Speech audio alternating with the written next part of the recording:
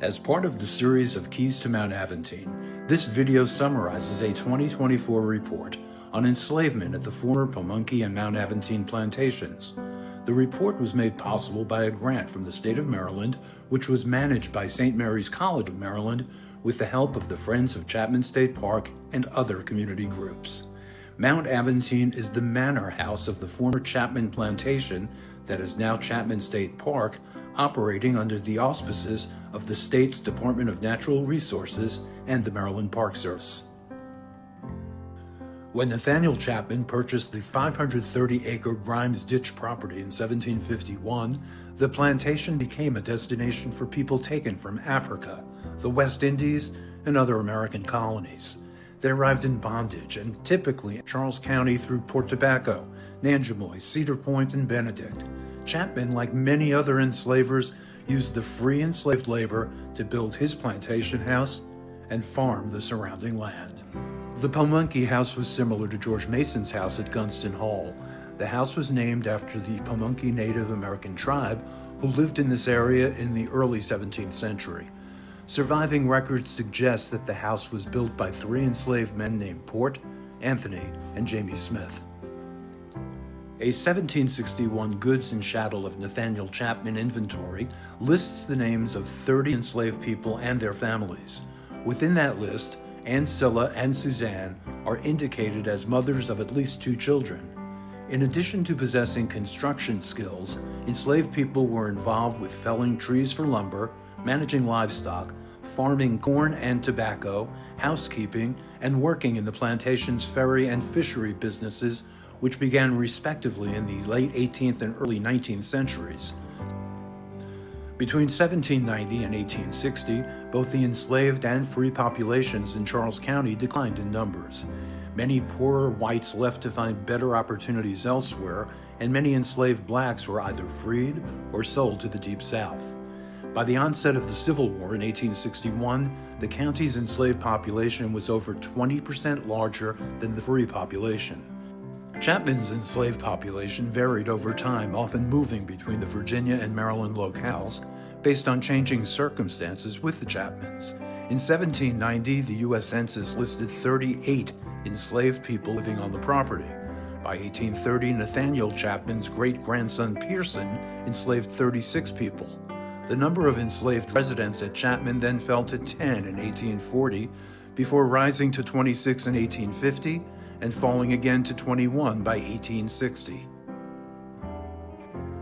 The Pomonkey house fell into disrepair and was abandoned after 1844, and today some scattered bricks from the foundation and daffodils are the only remaining evidence of the original house.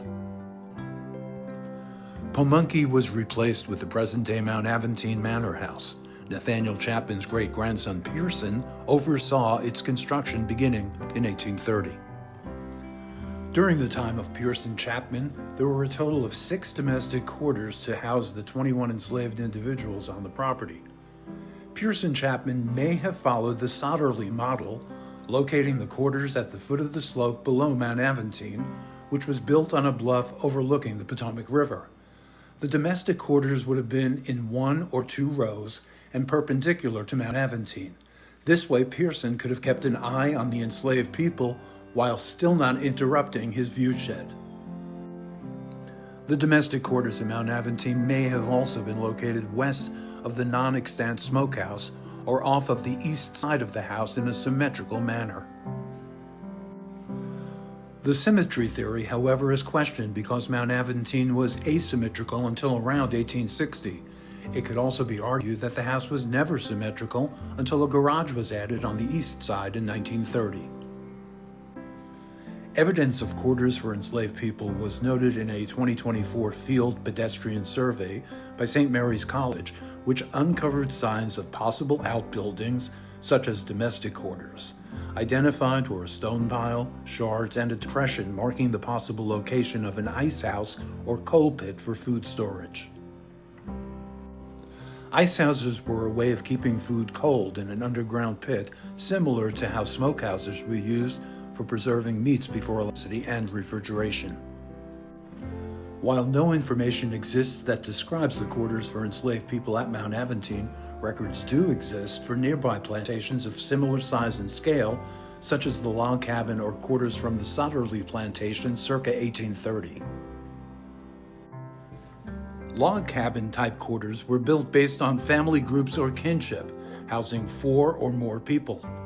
These were 1 or 2 bedroom quarters that seldom offered much warmth or shelter from harsh weather. They typically had dirt floors, minimal furnishings, and sometimes a cooking hearth. The floors often had pits excavated into the dirt floor to provide additional storage. Generally, these quarters offered only the most basic amenities, such as a bed which consisted of a straw-filled mattress and a thin blanket. The windows had no glass and usually only cloth coverings or sometimes shutters. The enslaved often had little time for themselves. However, some maintained small personal garden plots near their quarters. They grew their own food. They sometimes bartered and traded homemade beers and baked items. In some households, the enslaved crafted homemade musical instruments such as drums and fiddles made from dried gourds. A conch shell was sometimes cut off at the tip and be used as a horn to welcome enslaved people to social events like communal meals, corn shuckings, and dances. These events allowed people from different plantations to connect. Marriages, though not legally binding in the eyes of the enslavers, were an important social event. Enslavers encouraged marriages because they legally owned all of the children. Families could be severed when the enslaver moved or sold family members elsewhere. This made it difficult for enslaved people to sustain generational ties in families. Religious life was also important, as were burial practices. Many enslavers considered religious gatherings as places where escape or revolt plans were devised. In response, armed patrols of plantation owners were formed to monitor or prevent such gatherings from occurring. After slavery was abolished during the Civil War, the former enslaved residents either worked for the Chapmans as tenant farmers and laborers, purchased nearby plots and set up farms, or moved elsewhere. Thomas Brown became a freedman after the Civil War and built a log cabin dwelling for his family on a portion of the 25 acres near Mount Aventine, which he purchased from a landowner and former enslaver, Eugene Bronner. The freedmen and freedwomen formed new communities in Bryan's Road, Pomonkey, and Indian Head, where their descendants continue to live today.